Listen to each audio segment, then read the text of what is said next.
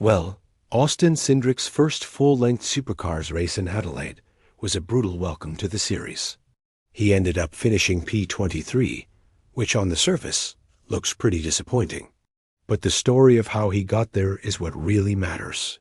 Not only did Cindric take contact from Chaz Mostert, one of the main championship contenders, but he then found himself smacking a tire barrier shortly after.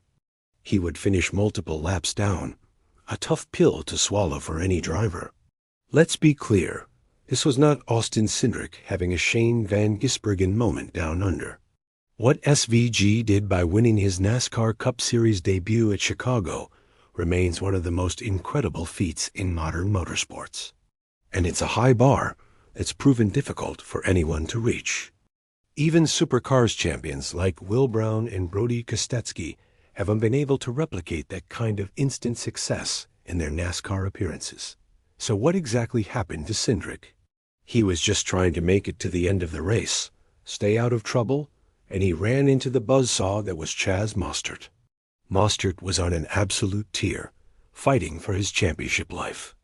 He was trying to finish as high as possible to keep his title hopes alive against Broc Feeney, who actually won the race on Saturday. In the heat of the battle, Mostert was trying to round a corner and just drove right into Cindric. It even looked like Cindric was trying to get out of the main racing line to give him space, but it didn't matter. The contact was made, and the damage was done. After that, Cindric suffered damage to his shock, then hit the tire barrier, and his car was basically just limping to the finish line. He only completed 71 of the 78 laps. Meanwhile, the championship battle raged on. Feeney extended his points lead with that win, putting him 23 points ahead of Mostert heading into the final race. Will Brown and Kai Allen are much further back, needing a miracle to even get close. This whole trip for Cindric is about learning. It's about getting better, gaining experience, and maybe taking some lessons from the world of supercars back to the States. But this weekend was not kind to him. Remember, even before this race, he had to deal with a wild sprint race where a sudden downpour made the track incredibly sketchy. Then he gets taken out by a title contender while just trying to complete all the laps. It's definitely not the storybook trip that some might have hoped for. Honestly, I wasn't sure what to expect from Cindric in his first supercars weekend. It is an extremely difficult series packed with immense talent. So when you see a P23 finish, it's easy to call it disappointing. But let's add some perspective here. Will Brown, a supercars champion, has raced 3 times in NASCAR.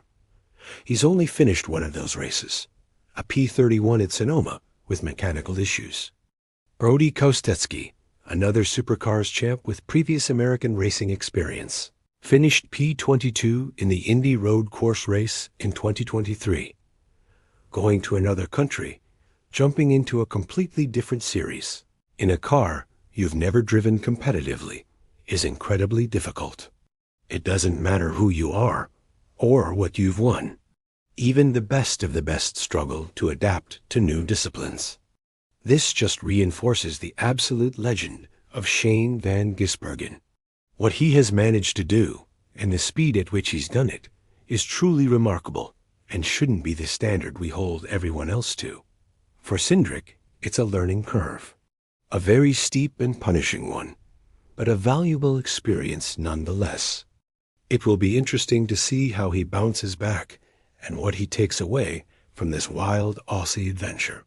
Thanks for watching, and if you enjoyed this breakdown, be sure to like and subscribe for more racing content.